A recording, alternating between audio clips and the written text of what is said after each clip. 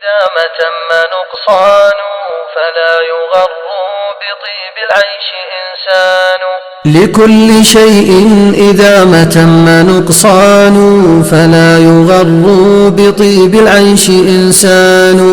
هي الأمور كما شهدتها دول من سره زمن سأته أزمان. بسم الله الرحمن الرحيم.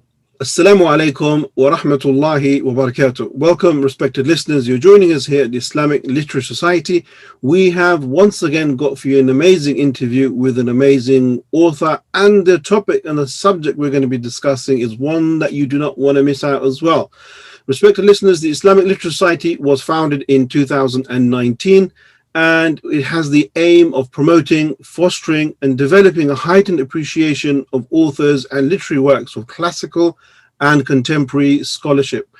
Now, how do we achieve that? We do that through book reviews, we've got book clubs, and most importantly and most directly is by engaging with the author themselves with these amazing interviews. You've seen so many people on this platform talking about their works, their books, their articles, and so on and so forth. So inshallah, today we have with us a very special guest who's going to be talking about a particular article and various other works that he has been associated with. So let us begin by introducing our speaker, and then we can get into our questions. So let's open up the camera. So alhamdulillah, what we have with us today is Assistant Professor Mahmoud Khalifa, who, as mentioned, is the Assistant Professor at Taiba University, and that is in Saudi Arabia. And he's in the Faculty of the Literature, Criticism and Cultural Studies. MashaAllah, Professor Mahmoud, he has worked with us previously, and I've done many projects with him as well. And it's an honor and a pleasure to have him with us. Well-rounded and well-spoken, MashaAllah. We will start by giving him a warm welcome. Assalamu alaikum wa rahmatullahi wa barakatuh. Wa alaikum salam wa rahmatullahi wa barakatuh. It's nice to talk to you again. Alhamdulillah. We had several episodes on Huda TV before. It's like a couple of years ago, maybe 3 years ago. It's very refreshing, and as I said before we turned the camera on, Dr. Mahmoud, you still look as handsome and as young as you did a good 5-10 years ago. I'm flattered. Yeah, indeed. Okay, alhamdulillah. So, Dr. Mahmoud, if we can begin, we've got your initial article that we would like to get into. Before we do that, if we could ask you a few questions, like to get to know the author, introduce you to the audience so people know who you are and what kind of things you're involved in. So could you tell us a bit about yourself, about your work and about your education and background, so on and so forth? Basically, I'm a graduate of the Department of English, Cairo University. I've got my MA and PhD from there. And I have an interest in coupling religion and literature. Because for a long time, Islam was excluded as a signifying metaphor and a signifying theme in our literary and academic circles. Okay. Mostly English literature was dealt with from a totally Western point of view. So if you're criticizing or talking about Shakespeare or other literary works, you're basically repeating more or less the same ideas and the same thinking. And you're basically focusing on the canon, the Western white canon. So you're teaching and studying English literature in departments in the Islamic and Arab world as if you were somewhere in England or, let us say, in America. So you are automated to talk and speak in a specific value system that is totally Western and that is totally purified from any contextual thing. Like, where is the context? We are teaching specific texts in a Muslim country. So when reading the text, you read it in an oppositional manner, in a way that reveals its relevance to your context, to your country, you can't be the victim of Western and British colonialism and act as if those ideas or those contexts are not relevant to reading literature. And that makes, I would say, my mentor, Edward Said, a very relevant example. I've written my MA thesis on the Arabic reception of Edward Said, which was very ideological because Marxists and liberals did really reject his ideas, basically because they thought that his work attacked Western ideas and basically undermined some of the authority of Western discourse, of which they are derivatives. Okay, most of the thinking, Marxist and liberal in the Arab world, is just a derivative thing coming out of Western theories that are repeated ad nauseum in Arab universities and Islamic universities without real changes. So, Doctor, you wanted to challenge these narratives when it comes to literature. Is that what I'm understanding? Yes. Basically, I found Edward Said very, very relevant, right, to what I wanted, because when he criticized in his book Orientalism, he has shown the connection between politics and knowledge. Okay. And because before that, everybody looked at Western knowledge of the Islamic world as some objective science. So he has revealed the political underbelly of Western scholarship on Islam. And that was very relevant to someone who was in the Department of English, where professors and teachers mainly taught him in a decontextualized thing. And I remember when I was taught the subject civilization at Cairo University, they were talking about the British occupation of India and other things. And there was no mention of the Ottomans, for example, who continued to be strong up till the 1900s or the 1800s. So the world was cut into half, like the Egypt and the other Arab and Islamic world. They were not really relevant to our study of literature. And it was basically colonial literature. So Edward Said, in a second book called Culture and Imperialism, started to read works like Pride and Prejudice, works by Jane Austen in the context of colonialism and its colonial attachments. Okay. So literature has become to be contextualized. It's no longer the pure, beautiful, instructive plots, but they more or less, besides being great works of literature, they are involved in the politics of their time. Okay. So basically, Said has brought a very important perspective on the study of literature, and has challenged the Puritan way of looking at literature as somehow as happening in a void. Okay. So he started to look at what he said contrapuntal theory. He's always bringing two things together, bringing the history of the oppressed against the history of the colonial metropolitan cities. What was that theory called, Chef? Yeah. Doctor, what was that theory called? Contrapuntal. It's a metaphor taken from music. Contrapuntal, that is like having two tones or a couple of two different tones at the same time. So basically it was bringing two voices, two ideas against each other. So, and he thought of history as overlapping. Okay. The history of East and West, they're overlapping because of the encroachment of imperialism for, let us say, 300 years on the Arab Islamic world and on the East in general. So basically he brought that to the fore. And he had this focus on Islam.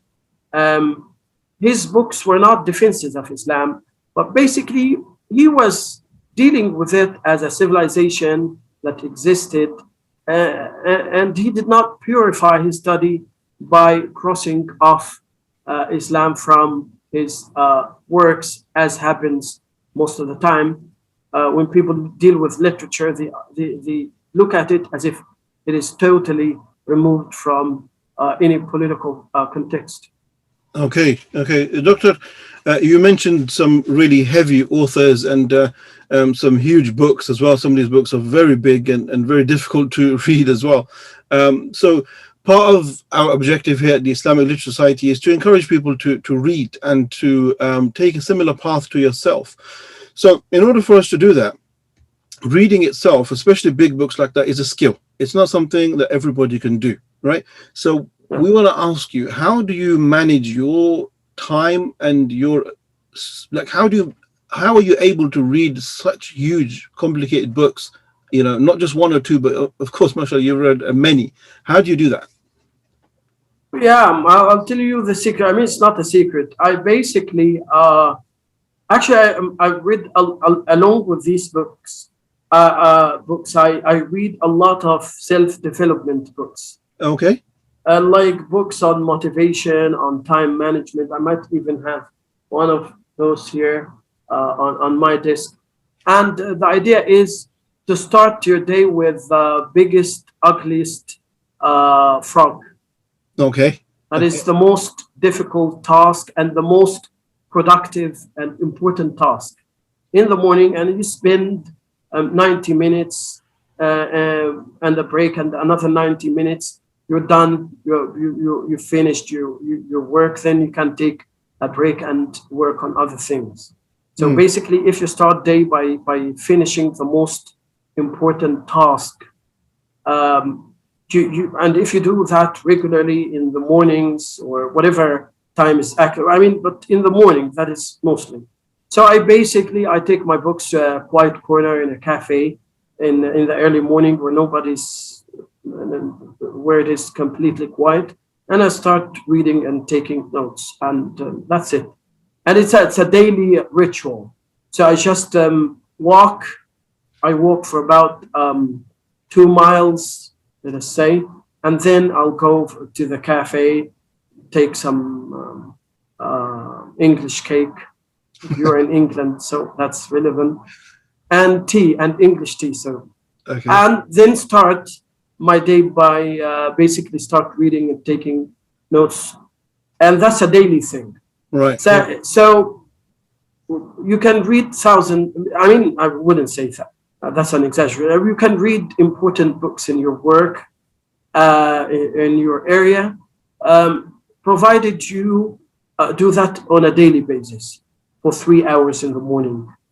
So reading is incremental.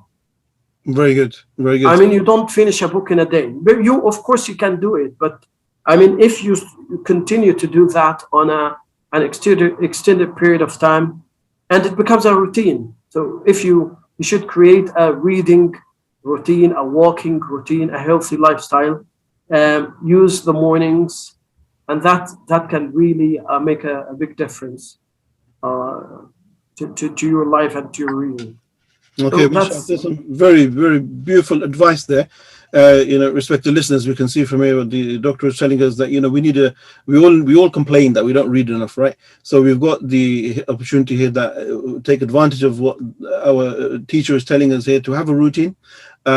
He gave the example of the ugly frog, right? So the most difficult task, we get up and do that, go to a quiet place to read, and inshallah we'll be able to get through a lot of work. So I think that's some very practical advice that we should all really bear in mind.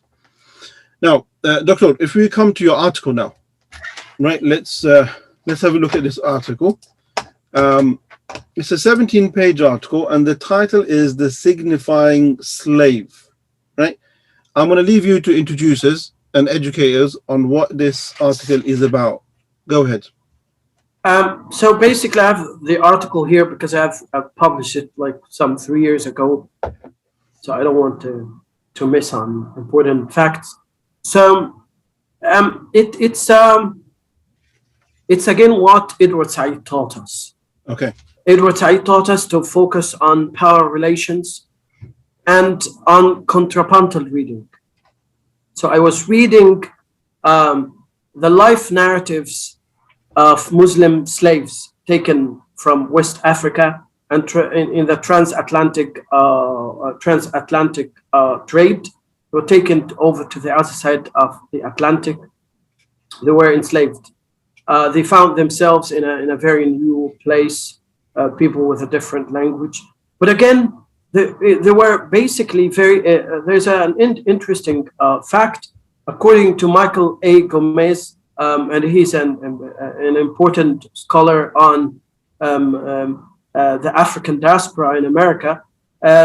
He said that, and I'm quoting him, given that between 400,000 and 523,000 Africans came to British North Africa during the slave trade, okay, at least 200,000 came from areas influenced by Islam to some degrees. Okay. Muslims may have come to America by the thousands, if not tens of thousands. So nobody talked about Muslim presence in early America in such a manner and in such a with such a statistical clarity. So the idea is Muslims were had a very good presence in America. So basically, they are as important in studying America as the white people. Right. But what makes Muslim slaves interesting is that they were literate. Some of them were literate, because if you look at West Africa, you have Timbuktu, you have Timbuktu. These were centers of Muslim knowledge and scholarship. Okay. Some of those people who were taken on slave ships were scholars trying to get paper, European paper, to write on from ships coming to trade. Okay. And they were taken slaves for whatever reason. So those people left biographical notes, even works of religious instruction. That survived, and in 1992 they were discovered and they were published. Now they are in the ownership of the Congress, American Congress's Library of Congress. Okay. Those papers were very, very interesting because they had Arabic writing, although of course it has some grammatical mistakes in some cases, because they were written when those slaves have almost lost connection with their homelands or with their studies. They've stayed there for 30 or 40 years. So they were depending very much on memory in writing. Okay. So in one of those biographical notes, autobiographical notes, there is a Surah Al-Mulk written in Arabic writing, in Arabic script. And it has been read by scholars as an attempt at self-solace by those slaves who thought that ownership of the world belongs to God. They're not slaves, because the real owner in the world is God, not the white masters, cruel white masters. Their writings attracted the attention of Orientalists at the time. And the interesting idea that I've taken from here, and that is quite popular in scholarship, is that those literate Muslim slaves have challenged the stereotypes of a dark Africa. Right. So according to the racist discourse in America, those slaves, African slaves, they were like the beasts of burden. Because you mentioned... I mentioned that in my article. Yeah, and you said that so you said where a literate African slave was an oxymoron. Yes, exactly. Yeah. Exactly. So an oxymoron, it means like for them it was impossible to think of because basically writing is one of the things that is associated with enlightenment. But writing in another language was even more exotic to those Orientals or those people. Like, here, come on here, because most of the white masters were illiterate themselves. Okay. To have a slave who can write in another language, so it was like quite a scene, like quite an interesting thing. So they started asking people, like, here is a slave, come and see what he's writing. And okay, so they started to have to attract the let us say the attention of Orientalists and ethnographers in America. So, and as such, these were a very good source of knowledge about Africa. So instead of a dark, illiterate Africa, you have an exception. Okay, and it's a very interesting topic, I must say so myself. There's some key words that you have which really caught my attention as well. One of them was de-Africanization. Now, what does that mean? Yeah, so the racist discourse was based on justifying slavery by saying that those Africans were slaves. They even cannot write or read, and so that's according to Enlightenment principles. Writing and reading are functions of reason. So if you don't do that, you're basically primitive. So this idea that Africans are good at tending herd and working on plantations was challenged by the literate Muslims who were writing, those slaves from Africa. So the only thing was to say, those are not African slaves, they're Arabs. Although they're Africans from Africa, but they were Muslims. And so they started to shift, to try to take it in, to try to challenge that idea, because they wanted Africa to be ignorant and dark and a good source of slavery. So to find somebody who humanizes Africans by giving examples of those who can read and write, that's a real challenge to a discourse of power. And discourse of power isn't about truth, it's about control. So they're controlling.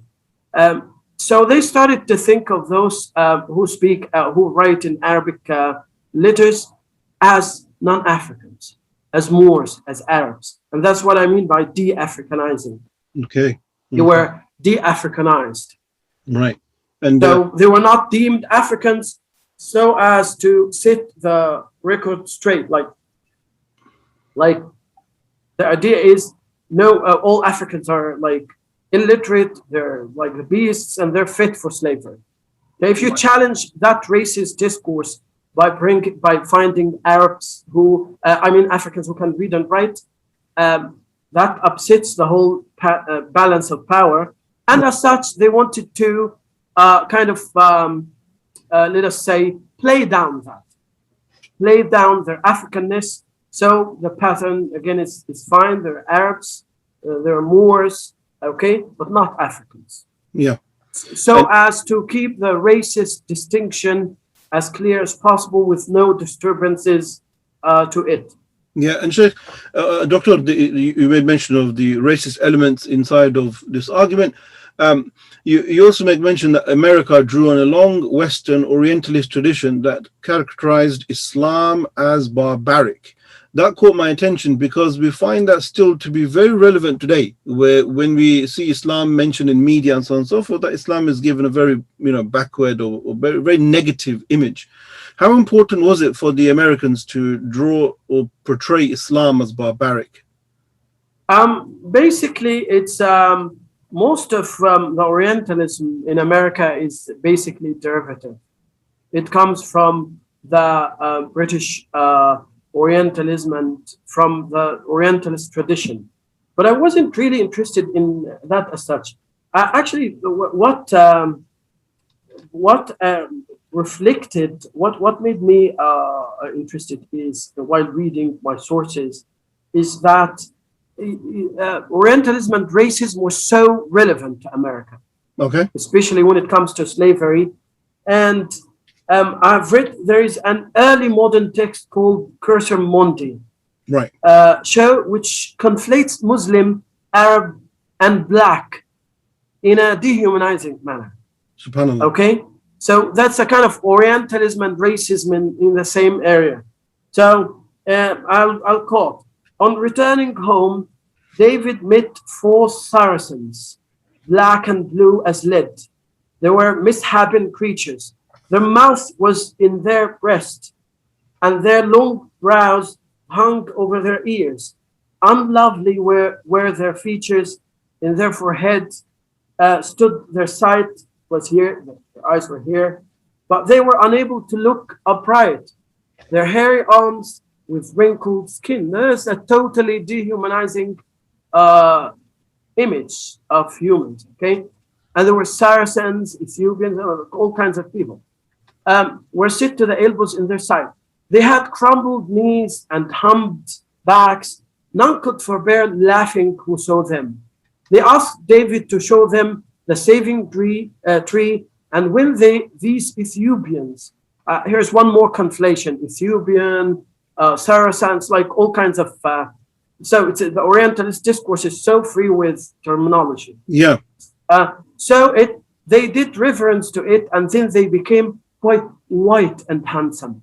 So blackness is associated with being Arab, being Ethiopian, being barbaric, and whiteness, and being non-Christian, okay?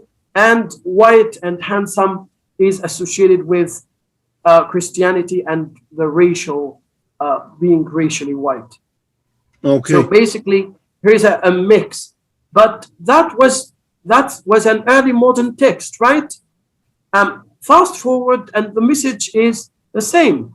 It comes from an early American anti-slavery novelist, Harriet Stoll. She placed blacks, Arabs, and Muslims under the Oriental category, Okay. which is a negative marker of otherness. And I'm quoting here in her book. The vision attributed to Uncle Tom introduces quite a curious chapter of psychology with regard to the Negro race, and indicates a peculiarity, which goes far to show how very different they are from the white race. So this is the ontological distinction between Arabs, between East and West, which Edward Said talked about. Right. They are possessed of a nervous organization peculiarly susceptible and impressible. Their sensations and impressions are very vivid, and their fancy and imagination lively. In this respect, the race has an Oriental character. So you see that how she connects the racism with this idea of the Oriental as totally other and different in a very negative way, of course, and betrays its tropical origin. Like the Hebrews of old and the Oriental nations of the present, they give vent to their emotions with the utmost vivacity of expression, and their whole body system sympathizes with the movements of their minds. So basically, the racism against the blacks is coupled with the associating them with the Oriental nations. It's like that she can like put everything in one bag and condemn it to negativeness and otherness. Yeah, justifying the evil and cruel treatment of everybody other than themselves. And the oxymoron, let me just continue. The oxymoron here is basically because at the beginning, Arabs were good because they were literate, right? Right. But again, when I searched more, it wasn't like they were basically de-Africanized, but they were Orientalized. I mean, they weren't winning anyway. Okay. They either fall under the black category and they're barbaric, or when they are de-Africanized, they come under other demeaning rubrics of Orientalism. And Sheikh, so in your article, you talk about certain educational institutions in Africa or before we get to that, actually, you make mention of racism and the Antebellum American Orientalism. What's the difference between the two?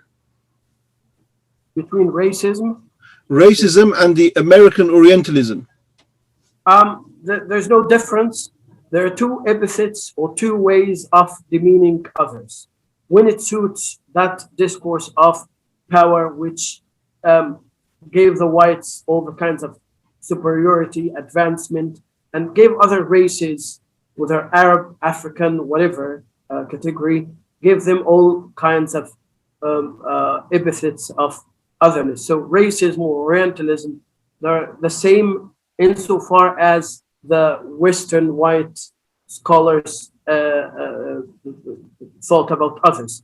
But again, there were challenges. It wasn't all a dark thing. There were always a challenge to that idea. And it came from within the African communities who gave to the ethnographers, white ethnographers, gave them alternative ways of looking at Arabs and Muslims. Because, for example, here in a letter sent to Hodgson by a slave owner called James Hamilton Cooper, the testimony of an African Muslim slave named Saleh Abu Ali is given about Africa. And Hodgson included in his book. And they look at and I'm quoting him, the exception I mention, and underline that word, the exception I mention is a remarkable man for his opportunities. Okay. And as his history, country, and information he possesses are interesting, I will give you in detail the results of the conversations I had with him. Tom, whose African name was Saleh Abu Ali, purchased about the year 1800 by my father from the Bahama Islands, to which he has been brought from Anamabo. He has quickness of apprehension, Okay. strong powers of combination and calculation, a sound judgment, a singularly tenacious memory, and what is more rare in a slave, the faculty of forethought. SubhanAllah. The idea is those that characterization of the African as intelligent and having good memory, he is not made to stand for all of Africans. He is made to become to look as an exception. Yeah.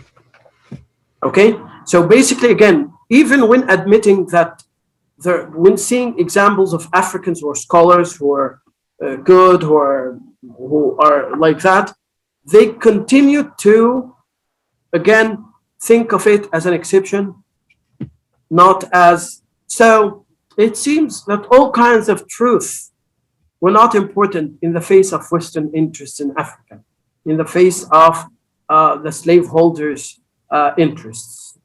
So the discourse of power wasn't there because it did not treat Africans badly because it didn't know about them. It ignored whatever evidence that came to the contrary of Western interests. Yeah. And Sheikh, as your article shows, there are many Muslim educated slaves from what you claim. So does this indicate that there was a greater level of literary, the ability to read and write amongst these Muslim African slaves? Were they generally a population who were educated? Actually, to have so many Africans who have left written records of their stay in America, it means that they've come from places where literacy was very high. Okay. Timbuktu was a place where there were a complete system of education, madrasas, mosques, houses, and knowledge of plantation and crops. And he here is, and there's examples here of how it was a developed economy and a developed. It was so full of books, knowledge, schools. So sometimes even those American writers were envied the fact that such a place could have such advanced institutions. For example, let me quote some of that. I would say.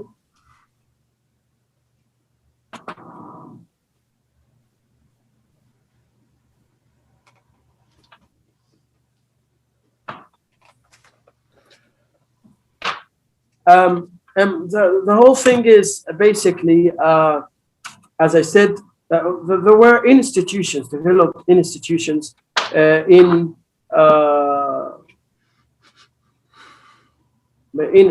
Africa, and which were very good examples of how all evidence that was clear to those ethnographers, white ethnographers, it was there, but it continued to be either ignored, or they basically said that it is good that Africa is like that because Islam could be a stepping stone for Christianity.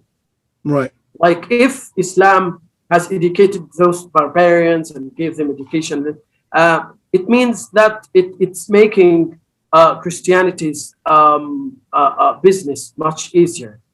So Islam, if it is not barbaric, it's just a stepping stone for Western encroachment. Yeah, so they saw all of these things as potential opportunities, subhanAllah.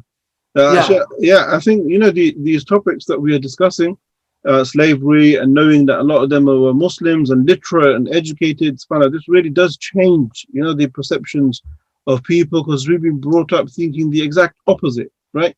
Yeah. So based on that, Doctor, how important is it that that we as Muslims, young Muslims, that we give a special focus to literature, so from an Islamic perspective?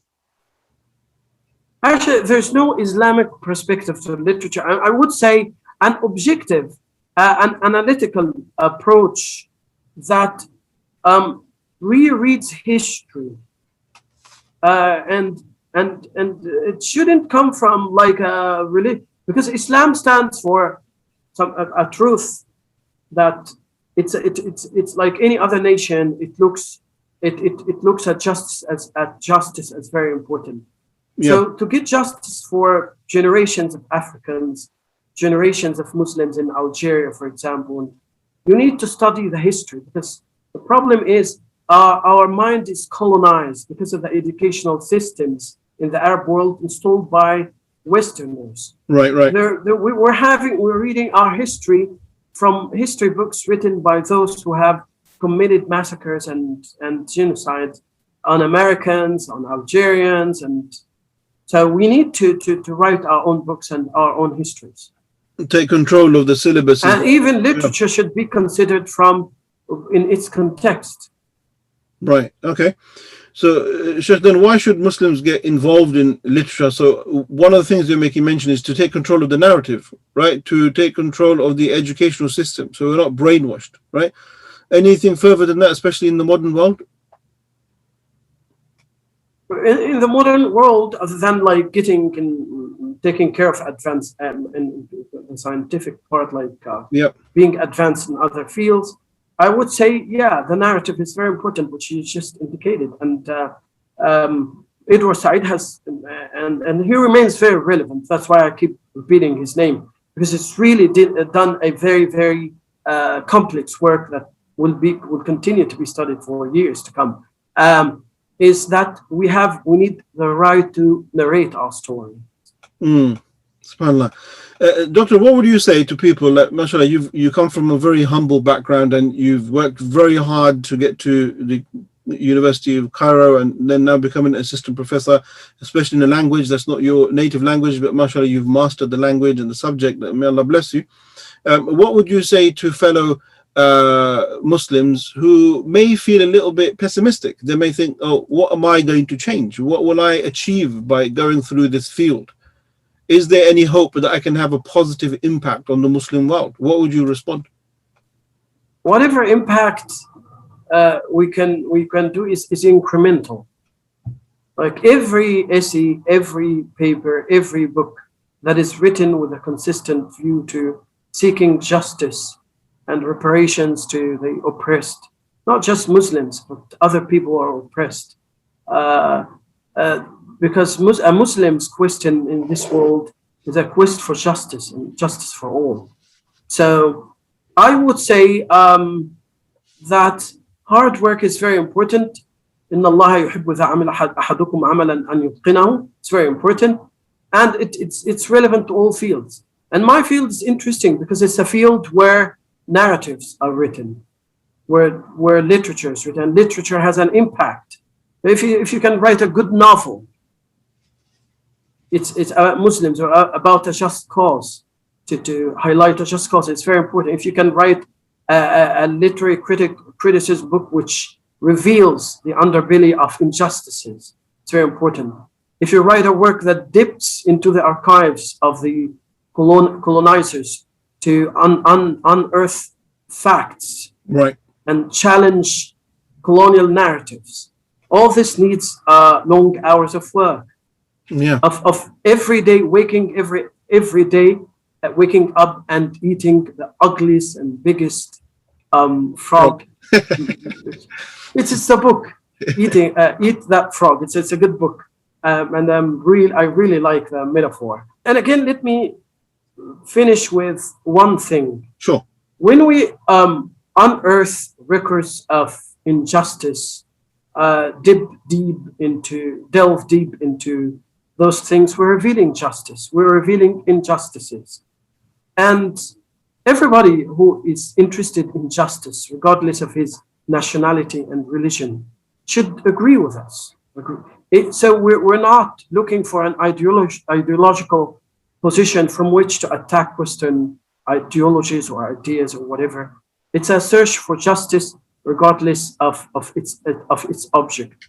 So basically, I am with cultural dialogue with non-Muslims and non-Muslims, because it could could lead to exchange of ideas, and you just enlighten people about what you think is right. Right. So my work again is focused on cross-cultural understanding. Right. It fosters cross-cultural understanding. It is not based on causing conflict or looking at conflict as a feature of East-West relationship. I would want to have communities of people who look for justice regardless of their religions and their affiliations. After all, as Muslims, the Prophet ﷺ said that there were kind of a circle of justice in Jahiliyyah, a group of people in Jahiliyyah who stood for the oppressed, stood for people who were who were in Mecca, who were not given the rights. If you're a stranger, you were who was in a weak position vis-a-vis some powerful clans, he stood with you. So the Prophet wished, he said that if it was still there, that hilf al-fudul, if that hilf al-fudul, or the circle of just people or defender of justice, I would join it. So basically the Prophet ﷺ instructs us to join with whoever looks for justice. Right. For everybody, regardless of their affiliations. Right, mashallah, that's a very positive ending and a very motivational few points there about justice and dhulm, because effectively the Sharia, the whole of Islam, it came for justice and it came to remove all forms of dhulm. So this is one way of achieving that task. Alhamdulillah. Doctor, I think we've come to the end. We've taken much of your time and we've had a look at this very beautiful article, be it very briefly, but still we've got the gist of this article, The Signifying Slave. So I'd like to thank you for that. And Sheikh, we will definitely be speaking again. And we want to have a look at your work that you've done in Edward Said and any other things that, mashallah, your articles and works, we will also be reviewing them as well. Any final comments or thoughts? No, I really appreciate your hosting my very elementary ideas, but I would like to. It's a good idea to have an outlet where to talk about one's work and connect with other people as well. Okay, Barakallah Fiqh, thank you very much, Dr. Mahmoud. Don't go too far, but for now, thank you very much, Barakallah Fiqh. Respected listeners, that brings us to the end of this particular interview. Alhamdulillah, so much to speak about, so much to discuss. Some of the main points that we want to walk away with is the importance of reading, the importance of writing. It is only through pen and paper that we can convey our ideas. And these ideas will not just vanish away into thin air, but once it's put on pen to paper, it is there to remain and there to stay. I mean, how many of us actually thought about the fact that many of these slaves that were taken from Africa, taken over to America, were actually Islamic scholars? You know, that, I mean, it's bad enough to have slavery, then on top of that to know that they're taken scholars and mistreated scholars and abused them. They are like the Prophet ﷺ said, al-ulama warathatul anbiya, they are the inheritors of the prophets, and yet they are being sold or being bought or being beaten. So, you know, when great people, and mashallah, Dr. he exposes and opens up these kind of worms, it really is a great service to the ummah. We underappreciate such things. So I want to really thank him for that, for motivating us, for encouraging us. I want to also draw your attention to, if I can just show you, bismillah, where is the screen share? Right, so just bring you back to our website, the Islamic Literary Society. Here we go, you got a nice cover there. As I said, we engage in book reviews. You can see there all these great books and, you know, reviews there, and you can go into that and have a look. Some of the, mashallah, some of our youngsters as well, young upcoming writers as well, mashallah. Brother Akmal Ullah, he's got a very good novel there, The Accidental Rich Boy. Like the doctor was saying today, novels are great. So we've got book reviews. There we go. Read through those. All of this is for free. You can just jump on. Inshallah, we'll be expanding our journal as well. Then under the video section, all the videos we have conducted since our inception, they're all there available, going down in order. You remember the last we did on slavery with Jonathan Brown and various others. They're all there available to you. Furthermore, finding a reading club, you can type in your postcode and find a local place where you can come together and read these books. So if you find it difficult to read, if you come together, you'll be able to encourage one another. And finally, membership, right? So if you want to join the Islamic Society, which I recommend you do, you'll get private access to information, writers, and any kind of advice that you need. So it's a great investment, and I highly recommend everyone to go to the website and to take great benefit from there. Coming back to it, I would like to finally conclude and thank you, Dr. Mahmoud, for your time. Thank you very much indeed. Thanks. Barakallahu fiqh. And our audience as well, thank you very much. We will see you next time, inshallah, on our fantastic interviews at Islamic Literary Society. Take care of yourselves. May Allah subhanahu wa ta'ala protect you. May Allah subhanahu wa ta'ala keep you safe. Let's not forget, the final thing is that part and parcel of a Muslim's character is that he removes any kind of injustice, any kind of dhulm which is in and around his society or in his area. Allah subhanahu wa ta'ala orders you the amr bil ma'ruf wa nahy anil munkar, to spread that which is good and to forbid that which is evil. And like the doctor said, that when we write and we expose and we establish truth and justice, this is an Islamic principle. So it's an amazing point to think about on how we can serve our deen. I will see you all next time. Thank you very much. Assalamu alaikum wa rahmatullahi wa barakatuh. وهذه الدار لا تبقي على أحد ولا يدوم على حن لها شان. أين الملوك ذو التيجان من يمن وأين منه